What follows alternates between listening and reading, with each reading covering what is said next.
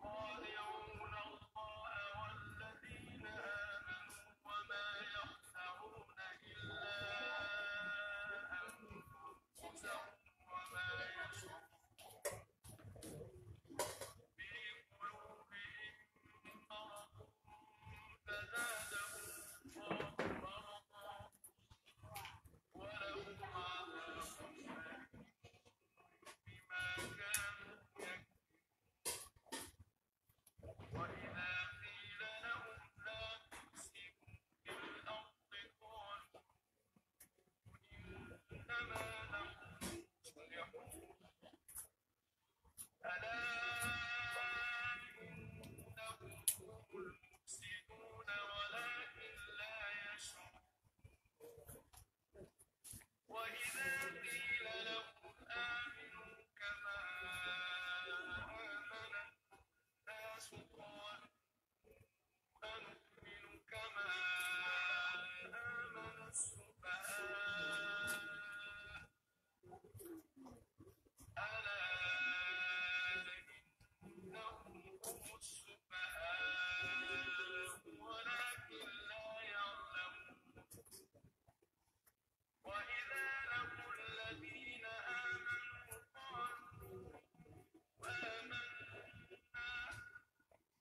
قالوا آمنا وإذا خلوا إلى شياطينهم قالوا إنا معكم إنما نحن مستهزئون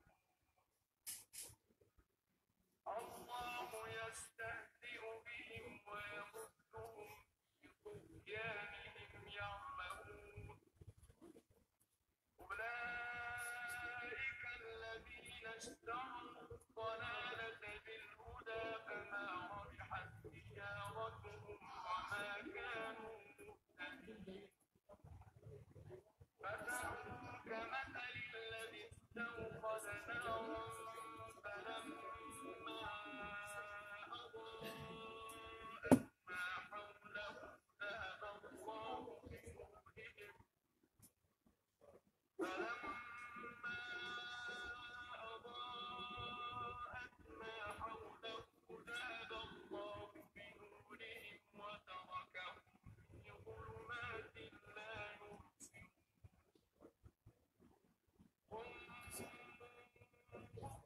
عمي فهم لا يرجعون أو كصيب من السماء فيه ظلمات ورعد وبرق يجعلون أصابعهم في آذانهم من الصواعق حذر الموت Nakikita ko dyan. Live na ba yan? يكاد البرق يخطف أبصارهم كلما أضاء لهم مشوا فيه وإذا أظلم عليهم قاموا ولو شاء الله لذهب بسمعهم وأبصارهم إن الله على كل شيء قدير يا أيها الناس اعبدوا ربكم الذي خلقكم والذين من قبلكم لعلكم تتقون الذي جعل لكم الأرض فراشا والسماء بناء وأنزل من السماء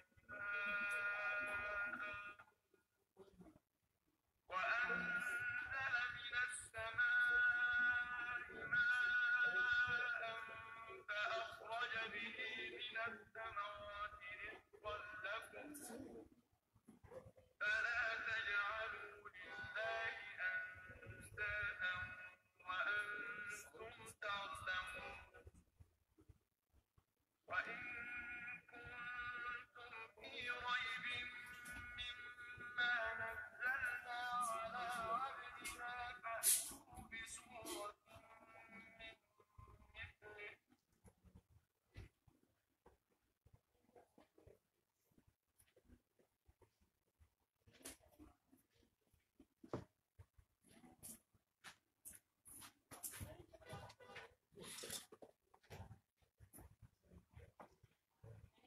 أعوذ بالله من الشيطان الرجيم. بسم الله الحمد لله وبه نستعين والعاقبة للمتقين ولا عدوان إلا على الظالمين. رب اشرح لي صدري ويسر لي أمري واحلل عقدة من لساني يفقه قولي. وبعد، السلام عليكم ورحمة الله وبركاته. Lahat ng pasasalamat at pagpupuri ay sa Allah lamang. Kapayapaan at panalangin sa mahal na propeta Muhammad sallallahu alaihi wasallam.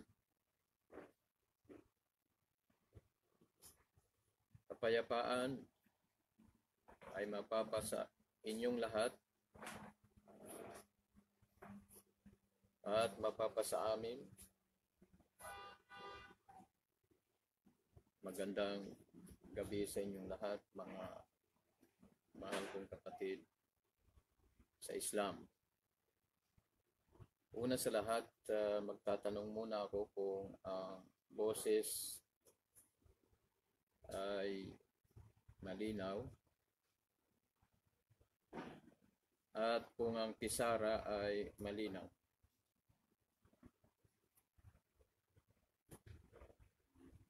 Maaari kayong mag-comment.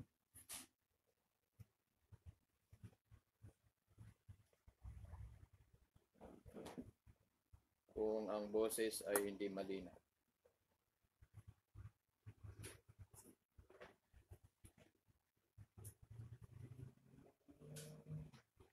Alhamdulillah, may nag-comment na malinaw ang boses.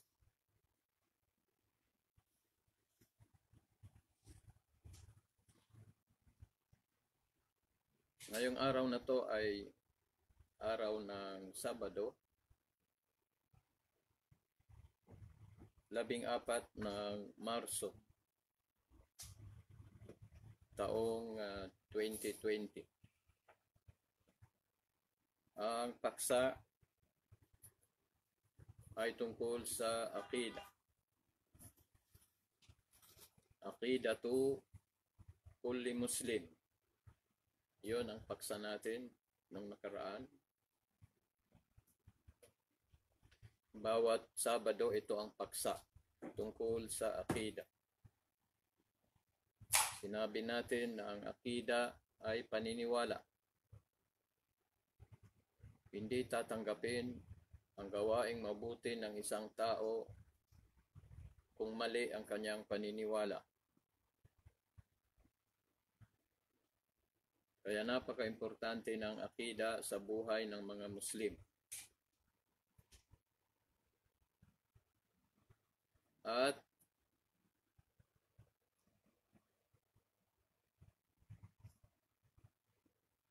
natalakay natin ang unang katanungan.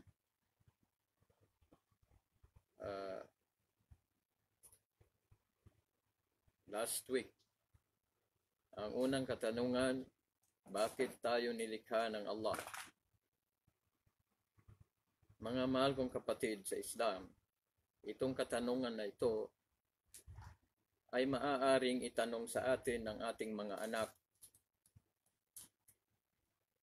Maaaring itanong sa atin ng ating mga apo. Maaaring itanong sa atin mismo ng ating sarili kung bakit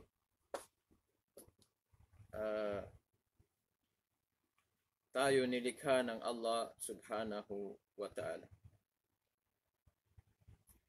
Mahina daw ang sound. Bago kayo mag-comment, siguraduhin yung nilakasan nyo ang volume ng mobile nyo, ha?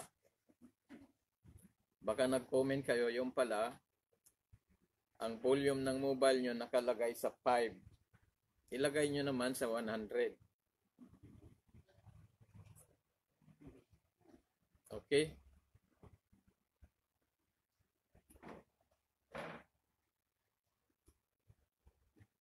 O kaya, siguraduhin nyo na ang speaker ng mobile nyo ay gumagana. Baka kinalawang yung speaker ng mobile nyo, akala nyo hindi malinaw. Kaya babalik tayo sa katanungan. Malinaw po ba ang boses ko?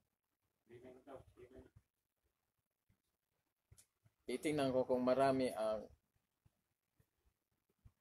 mag-type lang kayo ng 1. Kapag malinaw, mag-type lang kayo ng 1.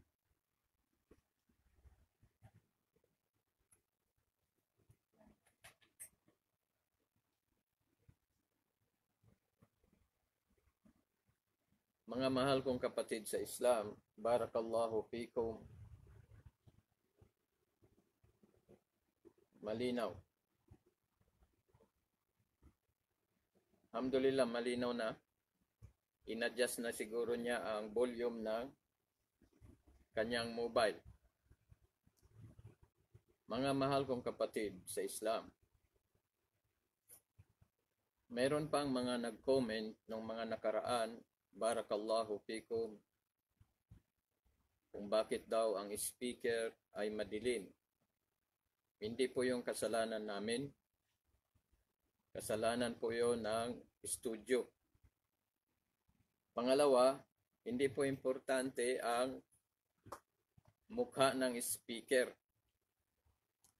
Ang mahalaga po, yung boses niya, malinaw, naunawaan ang mensahe niya. At pangalawa, ang importante yung nasa pisara, yung nasa bandang kaliwa ko.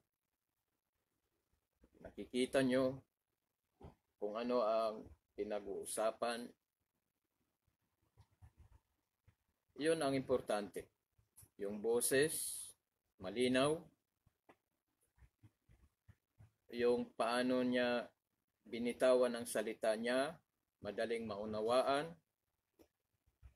At yung mga nasa likod niya, yung pisara, yun lang ang importante. Yung mukha ng speaker, pwedeng lagyan ng make-up yun. O pwedeng bumili ng ring light daw. Ewan ko ano yung ring light. Tapos kikinis daw ang mukha ng speaker. Hindi po yun mahalaga, mga mahal kong kapatid sa Islam. Barakallahu fikum wa jazakumullahu khairan. Ang importante yung gumagawa tayo ng ibada. Gumagawa kami ng ibada dahil sa inyo. At gumagawa rin kayo ng ibada dahil din sa amin. Ganon din, mga mahal na mga kapatid. Yung mga may talent dyan, tungkol sa studio, paano gumanda ang studio, huwag na ninyong ipagkait yung talent nyo. At huwag kayong mag-suggest. Kasi hindi rin namin gagawin yon. Wala kaming kakayanan. Ang maganda, sabihin nyo sa amin ang suggestion nyo at ipakita nyo sa amin yung suggestion nyo. Dahil sa inyo rin yun ang ibada na yon. Ang tawag doon ay sadaqah jariyah. Ibig sabihin ng sadaqah jariyah, meron kang ginawa, serbisyo, o binigay, tapos nagamit ng kapwa-tao mo, yung ginawa mo, yung binigay mo, lalong-lalo na ginamit nila sa pag-aaral ng akida, ng Quran, ng hadith. Ang tawag doon, sadaqah jariyah. Sadaqah na tumatakbo, umaagos ang rewards. May sadaqah, isang beses lang. Katulad ng sadaka, magpapakain ka ng tao, isang beses lang yon.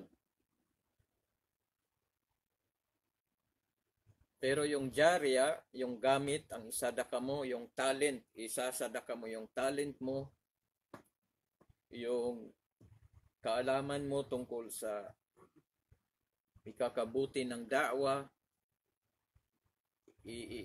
idodonate mo yon lillahi ta'ala. Ang tawag doon ay sadaka jariya.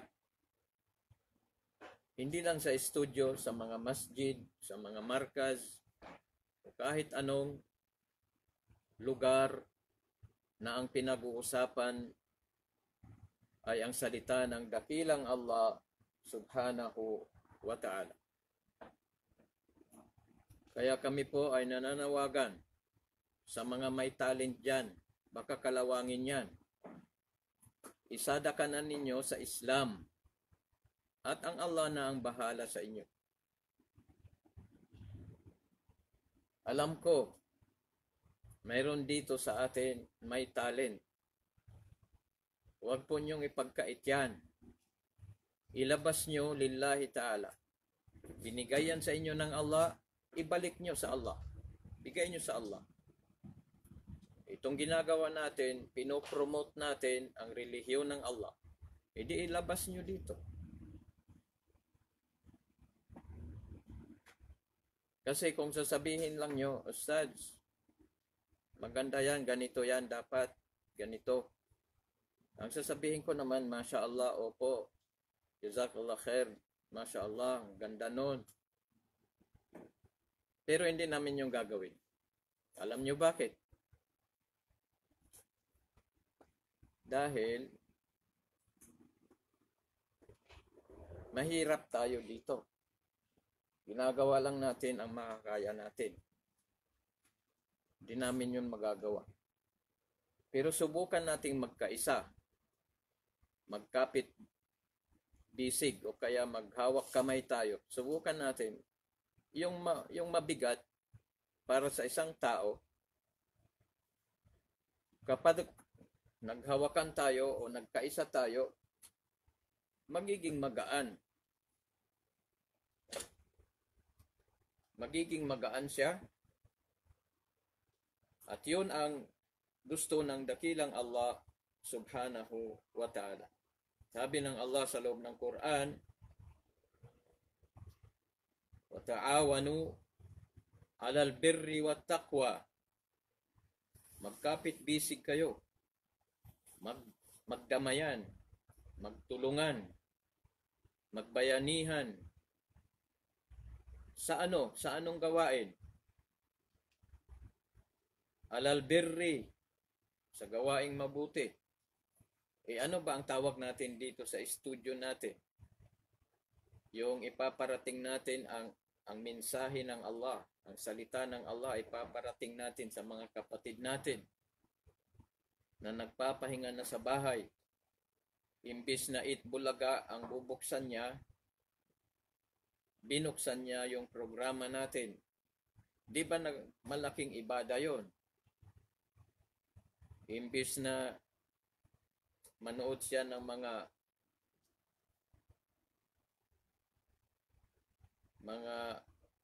sine o hindi na siya manonood. Sabi niya, itong isang oras, ilalaan ko sa aking relihiyon, lillahi ta'ala. Uupuan ko itong isang oras na ito for the sake of Allah. Hindi mabuting gawain yon.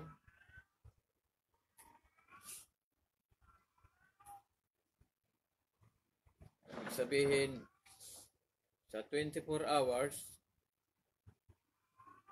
mayroon tayong kinuha na isang oras sa buhay natin, itinakda natin para unawain, pag-aralan ang relihiyon ng Allah subhanahu wa ta'ala.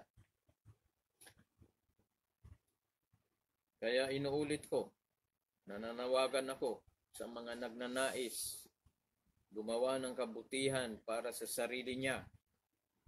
O ito na, binuksan ng Allah ang pagkakataon nasa sa inyo para bagang itong markaz o itong studio natin para siyang isang organic na farm. Nandoon lahat ang mga sariwang bunga, mga pananim. Tapos binigyan tayo ng pagkakataong pumasok doon at sinabihan tayong kumuha ka kung ano ang gusto mo. Ang taong matalino, wais, hindi plastic ang dadalhin niya. Sako. Ang mas matalino, hindi sako ang dadalhin niya. Pick up. At ang mas matalino, hindi pick up ang dadalhin niya. Truck. Kasi sinabihan siya ng may-ari ng farm,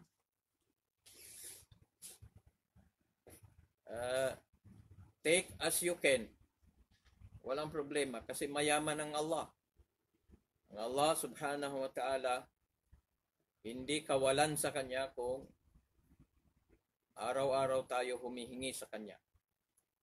Tulad ng lecture kagabi, sinabi ng Allah, وَمَنْ لَمْ يَسْأَلِ اللَّهِ يَغْضَبُ عَلَيْهِ. O kamakala Rasulullah sallallahu alaihi wasallam. Ganun kayaman ng Allah. Sabi ng Allah, sino-sino sa mga Muslim ang ayaw na niya humiling sa Allah dahil marami na siyang pera. Lahat ng gugustuhin niya ay kaya na niya. Kaya hindi na siya nagdudua sa Allah. Sabi ng propeta sallallahu alaihi wasallam, huwag niyong gawin yon. Dahil sinabi ng propeta sallallahu alaihi wasallam sa mga taong dahil mayaman na siya kaya hindi niya naaalala ang Allah, hindi na siya humihingi. Sabi ng Allah, sino-sino sa mga alipin ko ang hindi na marunong humiling sa Allah, kumpiyansa na siya sa yaman niya, yagdabu alay. Yagdab alay. Magagalit sa kanya ang dakilang Allah subhanahu wa ta'ala. Kaya mga mahal kong kapatid sa Islam, inuulit ko, iniimbitahan ko kayo. Kasi kapag gumanda ang presentation natin, ang pinaganda natin Islam. Hindi ang pinaganda natin yung speaker o yung markaz. Hindi. Kapag maganda ang presentation, maganda ang pakikinig ng tao, malinaw ang boses, maganda ang tingin nila, maliwanag. Nakikita nila ang itsura talaga ng nagsasalita. Kasi may mga subject, kailangan makita mo yung bibig. Kung paano niya binigkas ang isang letra halimbawa. The more na pinaganda natin ang presentation natin, wala tayong kamalay-malay, ang pinaganda natin yung Islam ng Allah.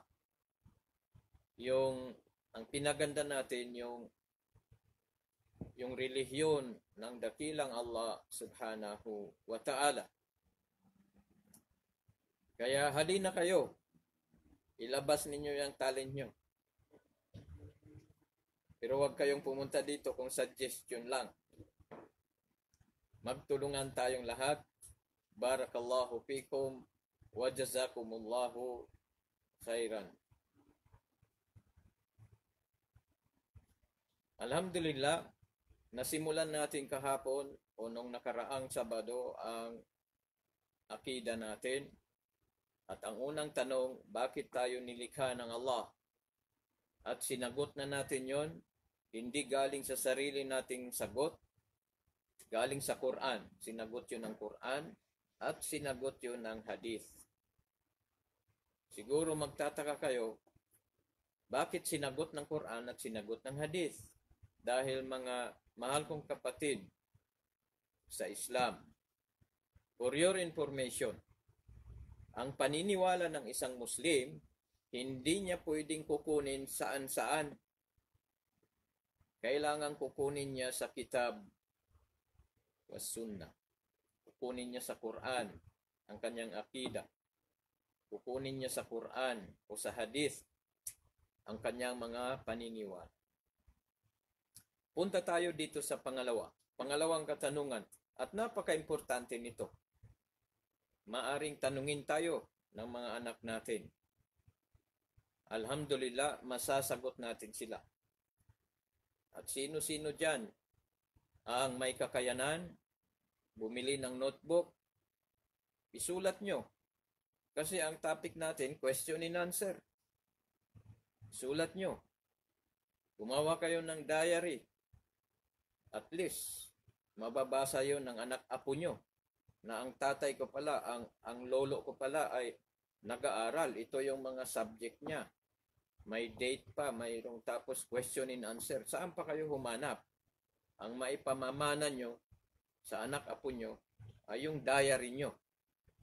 Na ngayong araw na ito, araw ng Sabado, 14 ng Marso, taong 2020, napag-aralan ko ang sagot ng katanungang ito. Ano yon? Sabi niya, ito ang tanong. Kaifa na'budullah? Kaifa na'budullah? Paano natin sambahin ng Allah? Sige nga, sagutin nga nyo. Sino-sino ang nais sumagot? May rewards kayo. Kung tama ang sagot nyo, jazakumullahu khairan. Kung mali ang sagot nyo, walang problema yon. Kaya nga tayo nandito para malaman natin ang ating kamalian. Kasi ang mali na naituwid ay kaalaman yon. Kaya subukan yung sagutin. Baka tama kayo. Halimbawa, tinanong kayo ng anak nyo, sabi niya, Tay, paano natin sambahin ng Diyos? Paano natin sambahin ng Allah? Hindi naman natin siya nakikita.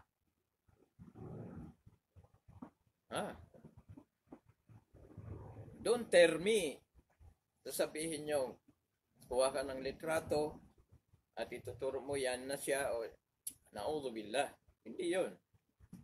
O kaya kukuha ka ng santo, sabi mo yan na. Hindi yon, kasi galing yun sa buhangin at semento. O galing yun sa kahoy. Kaya paano ba talaga? Paano natin sambahin o paano tayo mag-worship sa Allah? Paano? Di ba, napakabigat na katanungan na yon. At masya Allah,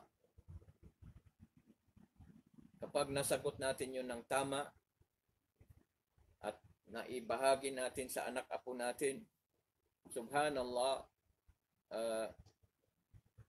yun ay wala tayong kamalay-malay na yun ay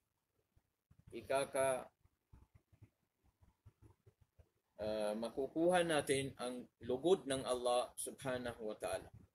Dahil yun ang gusto ng Allah. Watawasaw bil haqq. Ang gusto ng Allah, kung mag-advise tayo, sumagot tayo sa mga katanungan, subalit kailangan haqq.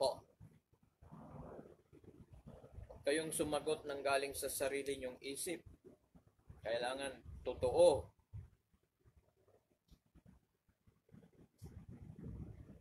Parang walang sumagot eh. Anyway, hindi obligado sa inyo ang sumagot. Gusto ko lang, mayroon tayong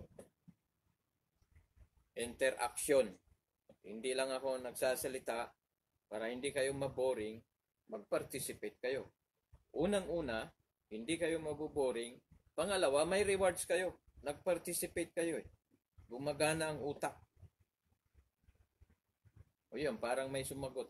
Ibig sabihin, mashallah, organic ang utak.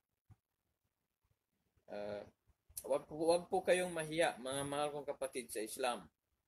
Dahil itong grupo natin Ang tawag sa kanya, online classroom. Tapos, private group. Ibig sabihin tayo lang dito, magkaklase tayo. Ilan tayong magkaklase dito? For your information, ang nagla-live ngayon ay 101. Ibig sabihin, 101 ang student natin ngayon nakikinig. Iba pa yung nasa trabaho, uuwi mamaya, ang dami nila, 800 plus. Panunuorin nila yon kapag uuwi na sila ng bahay. Kasi ang ibang lugar ngayon, hating gabi ngayon. Dito sa atin, alas 9. Pero doon sa kanila, baka alas 2 na ng umaga. Kaya sabi niya, panunuorin ko ito mamaya na. Kaya wag tayong mahiya. Magsalita kayo dyan. Ilabas ninyo yung alam nyo. At insyaAllah, malalaman natin kung tama ba yung sagot nyo ayon dito sa kasagutan. Paano natin sambahin ng Allah? Ito po ang tamang sagot. Sabi niya, sambahin natin ang Allah kama amarana, kung paano tayo inutusan ng Allah. Sambahin natin ang Allah ayon sa Allah, ayon sa sistema, ayon sa batas na gusto ng Allah.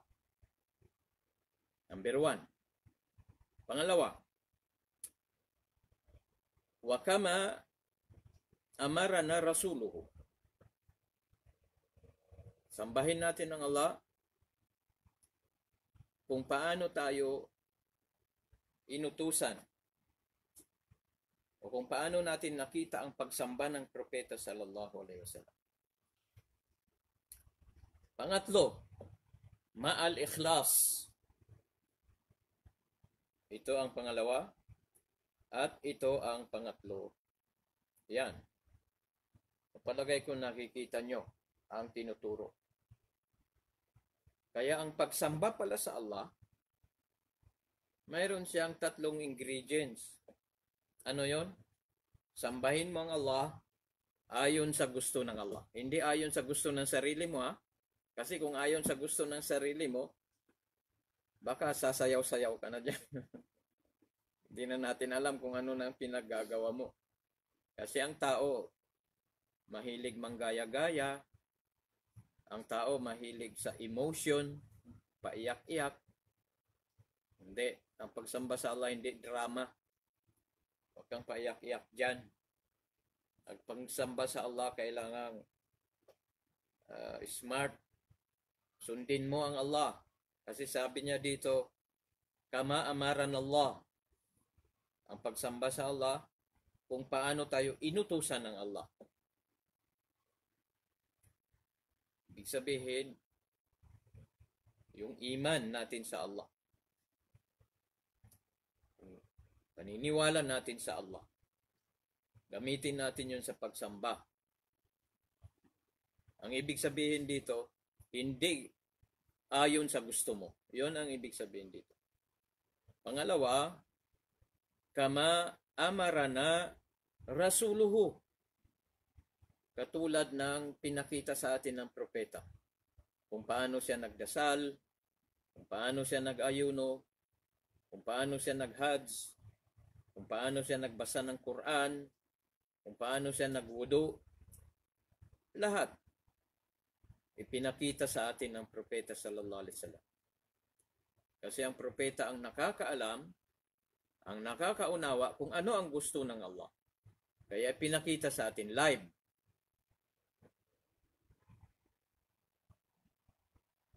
Pero hindi natin nakita ang propeta sallallahu alaihi wasallam.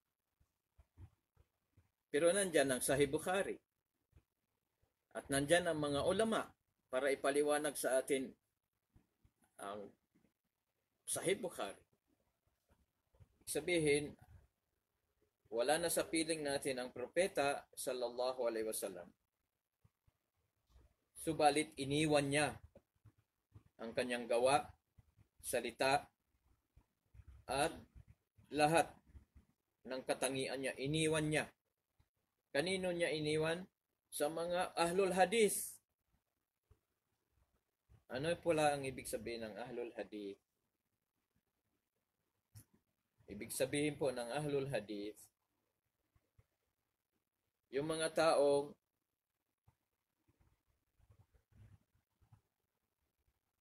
inubos nila ang buhay nila sa pag-travel, mag-collect ng hadith. Pagkatapos nilang kolektahin ang hadith, pipiliin nila ito sahih, ito daif, ito mawdu', ito batil, ganon. Pagkatapos nilang hanggang sa namatay sila, yun lang ang trabaho nila dito sa mundo, mag-collect ng mga iniwang salita. Sino yon? Ang mga sahaba. Sino pa yon? Ang mga estudyante ng mga sahaba. Sino yon? Mga tabi'in. Sino pa? Yung estudyante ng mga sahaba. Sino yon? Mga tabi'in.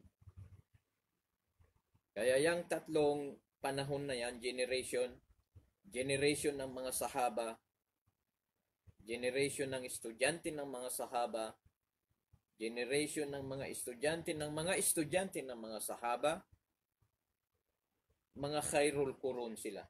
Sila ang the best generation kung tungkol sa relihiyong Islam.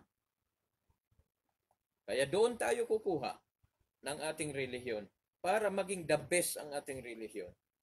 Nandito tayo sa year 2020. Pero pwede nating punin ang ating relihiyon doon sa generation nila. Ustads, paano namin kukunin yun? Ang layo ng agwat. Nandyan, iniwan nila, sinulat nila ang mga kaalaman nila, ginawang libro. Kaya mga kapatid, yung mga may pera dyan, haram sa'yo, may pera ka. Wala kang Sahih Bukhari sa loob ng pamamahay mo. Kasi ang Sahih Bukhari ngayon, na-translate na po sa English. Ang Sahih Muslim, na-translate na po sa English. Kaya sino-sino sa mga Muslim, astagfirullah, kumpleto ang laman ng bahay niya, maliban wala siyang Sahih Bukhari, wala siyang Sahih Muslim, wala siyang ang dami ng mga libro ngayon na magagandang libro na translate sa Tagalog, na translate sa English. Pati mismo ang Quran, pipili ka na ngayon. Translation sa Tagalog ni Kuan o translation sa Tagalog ni Kuan. May pagpipilian ka na. Kaya mga kapatid, anong ginawa nyo sa buhay nyo? Anong ginawa nyo sa kayamanan na pinahiram sa inyo ng Allah subhanahu wa ta'ala? Bakit hindi kayo naglagay ng libro sa loob ng pamamahay nyo? Ano ang bubuksan ng anak natin, ng apo natin? Wala silang nakikitang libro. Ano ang bubuksan nila? Siyempre, Itbulaga. At ano ang ituturo sa kanila? Ng TV. Ang ituturo sa kanila ay magsayawan, mag-boyfriend, girlfriend. Yun. Kasi ang Sahih Bukhari, ayaw natin. Wag po. Wag. Mali po yun. Ito ay paalala lamang. Tapos ang paalala namin dito, take it or leave it. Kung sa palagay nyo correct ang paalala namin, take it. Kung sa palagay nyo wrong, okay, leave it. Ganun na lang tayo kasimple. Huwag na natin gawing complicated ang buhay natin dito sa mundo. Gawin nating simple. Ano yon? Kung may nag-advise, gustuhan mo, take it. Sabihin mo, jazakallahu khairan. Kung hindi mo nagustuhan, leave it. Sabihin mo, Barakallahu fi. Bye-bye. Yalla. Hindi na bagay sa atin ang magsudlat mata. Alam niyo ang magsudlat mata. Salitan namin yon. Ibig sabihin ng magsudlat mata, tutusukin mo ang mata ng kapwa mo. Yun ang ibig sabihin ng magsudlat mata. Ibig sabihin mag-discuss. Tapos, yung isa sabi niya, ako ang tama. Sabi naman nung isa, ako ang correct. Paano na sila magkasundo? Yung isa tama, yung isa correct. Kaya, huwag na tayong magsudlat mata. Kung may mag-advise sa akin, iisipin ko yung advice niya. Kapag tama, jazakallahu khairan ya akhi. Kapatid, masya Allah, jazakallahu khairan. Kung sa palagay ko mali, bye-bye. Parang mali yung pa mo eh. Kaya bye-bye. Huwag na yung magsudlat mata. Okay? Kaya balik tayo sa tanong at sa sagot. Sabi niya, paano natin sambahin ng Allah? Number 1, sambahin mo sa pamamagitan ng iman mo. Ano yung iman? Alamin mo kung ano ang gusto ng Allah. Doon mo siya sasambahin. Kailangan natin ng example o kailangan natin ng model. Kaya yung pangalawa, ano yon? Alamin mo kung paano sinamba ng propeta sallallahu alaihi wasallam ang Allah. Siya ang model. Kasi pwedeng sabihin, hindi ko maunawaan ang Quran. O nandyan ang propeta sallallahu alaihi wasallam. Kapag nagawa mo na yon, sinamba mo ang Allah ayon sa gusto ng Allah. Sinamba mo ang Allah ayon sa pagsamba ng propeta sallallahu alaihi wasallam. Huwag mong kalimutan itong pangatlo. Kasi kung wala itong pangatlo, hindi tatanggapin.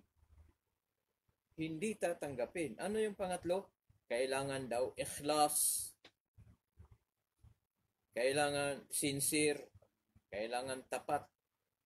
Ang tanong, paano mo malaman na ang gawain mo ay sincere?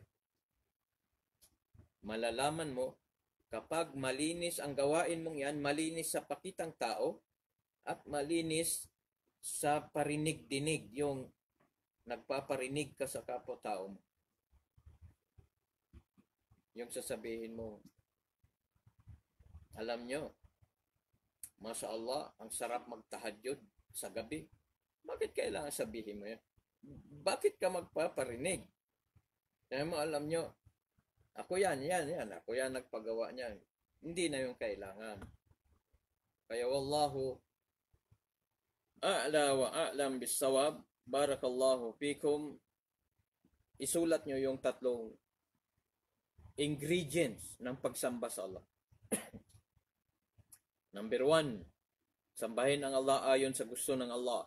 Number 2, sambahin ang Allah ayon sa pagsamba ng propeta sallallahu alaihi wasallam, ayon sa sistema ng propeta. Pangatlo, kailangan ikhlas. For the sake of Allah. At mga kapatid, beware, huwag niyong bawasan.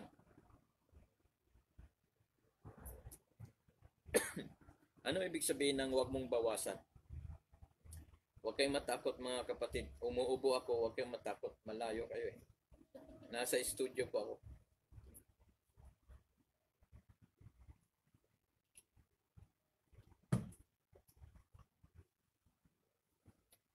Barakallahu fikum wa jazakumullahu khair. Ano ibig sabihin ng huwag mong bawasan? Yung tatlo. Kasi ingredients yun eh. Ganito po yun. Kapag sinabi ko sa iyo, ang paggawa ng kape, kailangan may mainit na tubig, may kape, may asukar. Huwag mo subukang bawasan. Hindi na siya kape. Halimbawa, sabi mo, sino may sabi sa iyo, kailangan tatlong ingredients.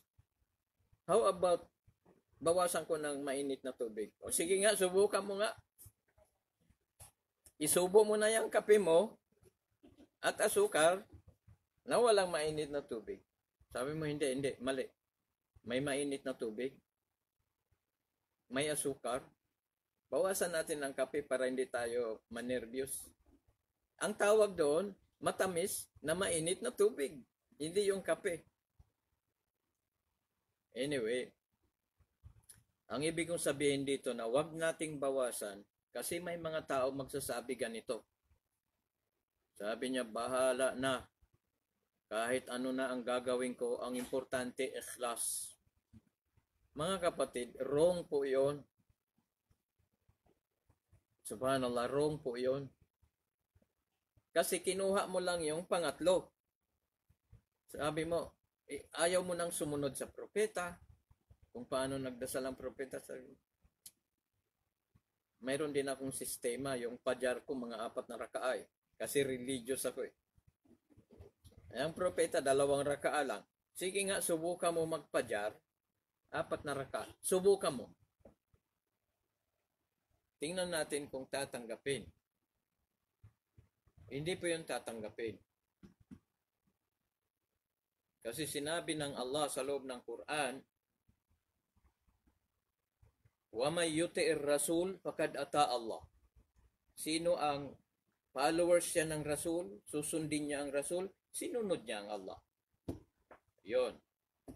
Kung ang propeta 2 raka ang pajar, ginawa mong 4, hindi mo sinunod ang Allah. Tingnan nyo. Sa mga mahilig sa logic, isipin ninyo yung sinabi namin. Kung wala bang logic yon, na sino-sino ang sinunod niya ang Rasul, nasunod niya ang Allah. Sino ang sasalungat sa Rasul, sallallahu alaihi wasallam? Gawa siya ng sarili niyang sistema. Tapos, ang sasabihin niya, ang importante, ikhlas. Oo, ikhlas. Tama ka na doon sa pangatlo. Pero wrong ka doon sa pangalawa. Wrong ka doon sa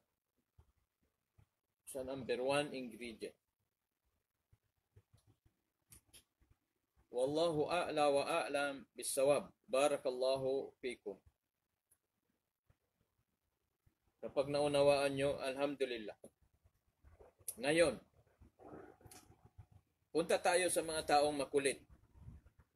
Sabi ng mga makulit, Ustads, yung sinabi mong 3 ingredient, ano ang dalil? Taong makulit. Actually, tama din yun siya. Kailangan may dalil. Mayroon tayong dalil dito. Isa sa Quran at isa sa Hadith.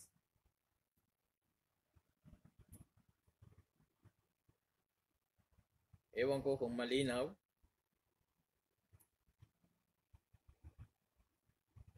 Actually, maraming dalil. Pero isa lang ang binigay niya. Nasa sura, pwede niyong isulat. Kung may pen kayo dyan, o lapis, sulat nyo, Suratul Bayyinah, aya number 5. Na sinabi ng Allah, wa ma umiru, hindi kayo nautusan ng Allah. Kaya tingnan nyo, kailangan sa utos, ayon talaga sa utos ng Allah. Sabi ng Allah, hindi kayo inutusan ng Allah illa liya'budullaha mukhlisina lahuddin. Walang ipinag-uutos sa inyo ng Allah na pinakamabigat, pinakadakila, maliban sa sambahin nyo ang Allah. Sambahin nyo ang Allah. Yun ang pinaka. Related siya doon sa question number 1 kung naalala nyo. Ewan ko kung sinulat nyo yung question number 1. Bakit tayo nilikha ng Allah? O related siya doon. Ganon ang iman. Ang iman, related lahat. Hindi siya putol. Related siya lahat. Kaya sabi niya,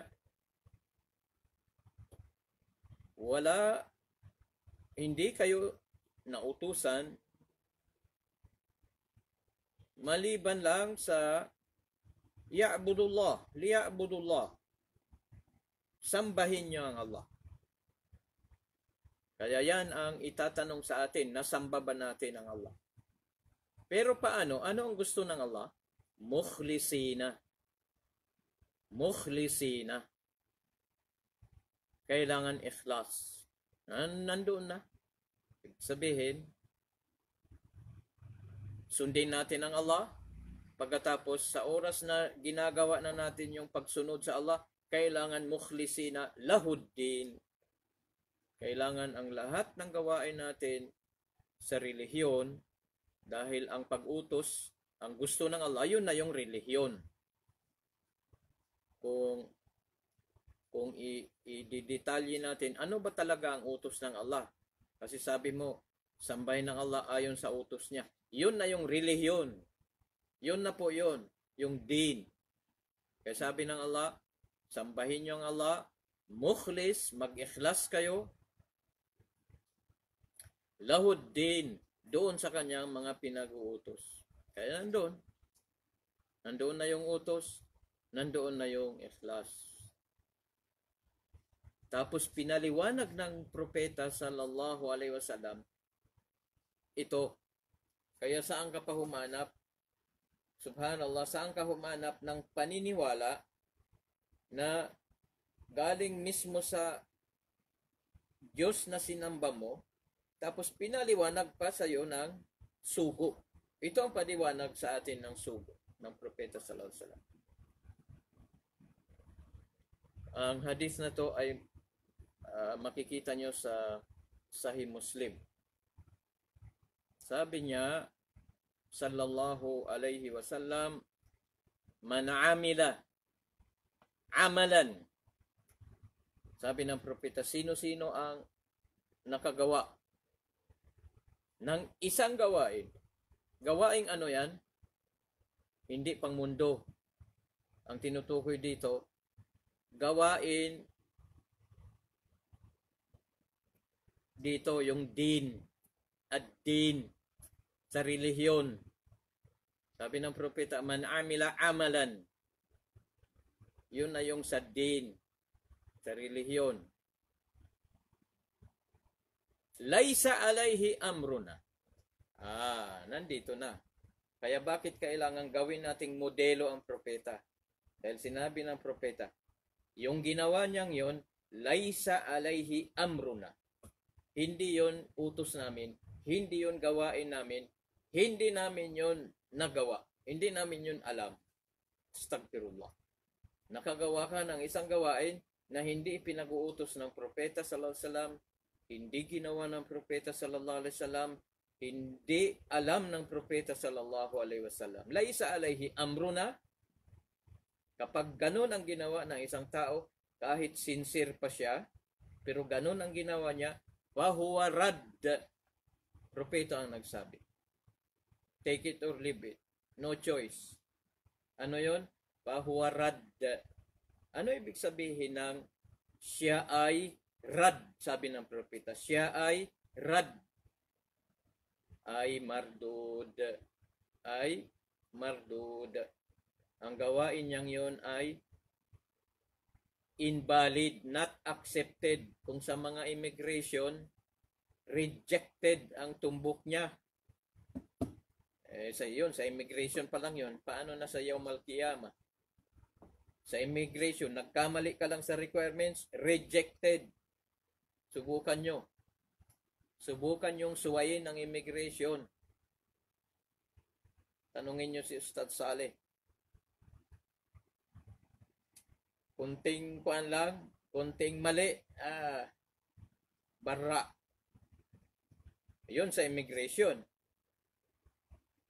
How about sa Yawmal Qiyamah? Nagdasal ka, yung ayuno mo, yung hajj mo, tapos yung dasal mo, laysa alayhi amruna, hindi yun, hindi ganon. Sabi ng propeta, hindi ganon ang dasal namin, hindi ganon ang ayuno namin, hindi ganon. Kaya ano na ang kahihinatnan? Pahuwa radd, ay pahuwa mardudun. Yung gawain niyang yon ay rad.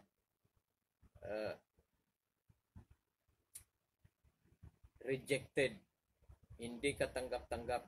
Hindi kami ang nagsabi na rejected ang gawain nyo. Huwag nyo kaming awayin. Huwag kayong mag-revolt sa amin. Mag-revolt kayo sa Rawahu Muslim. Si Imam Muslim po ang nagsabi na sinabi daw ng propeta. Ang ginawa lang namin, binasa namin.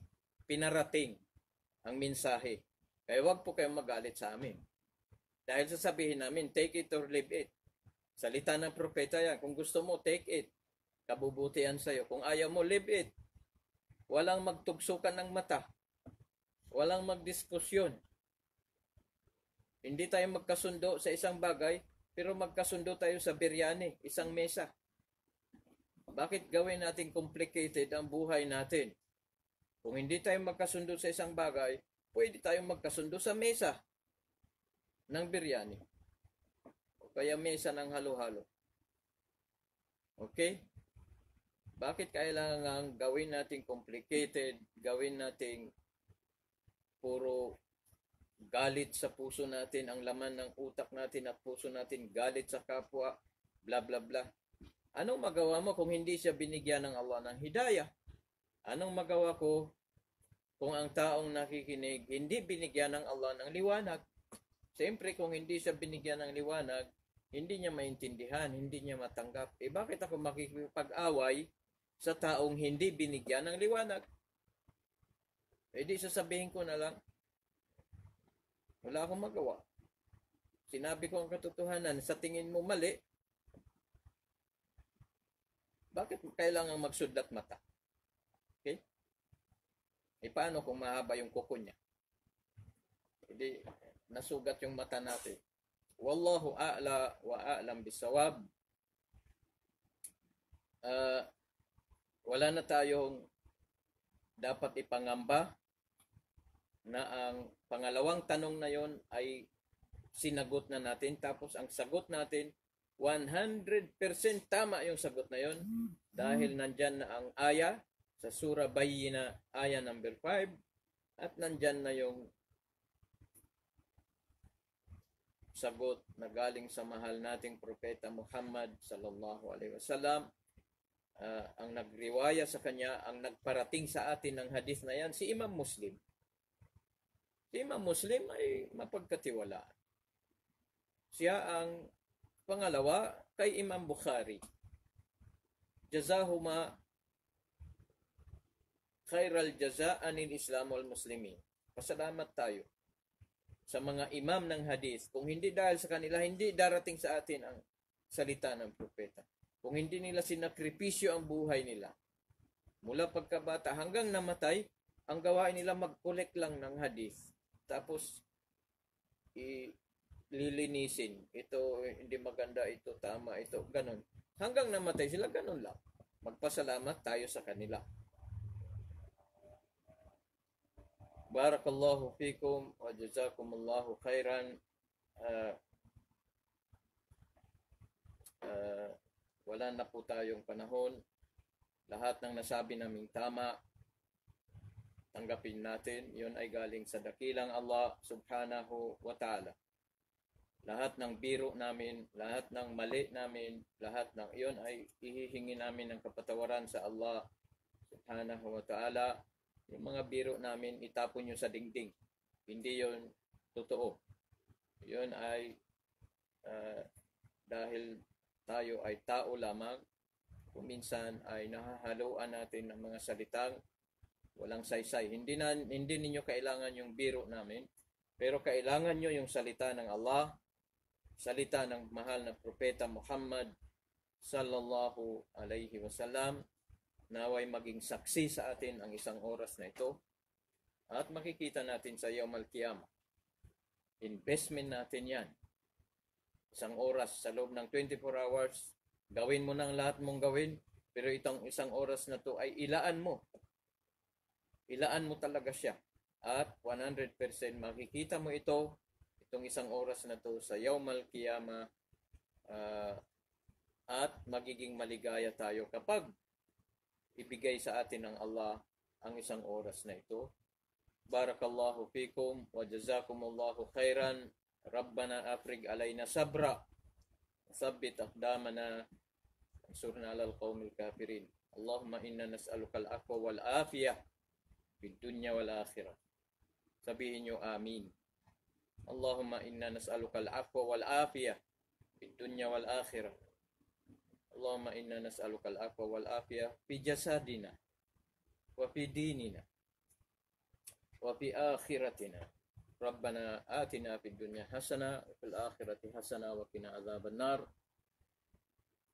Assalamualaikum warahmatullahi wabarakatuh. Magandang gabi sa inyong lahat.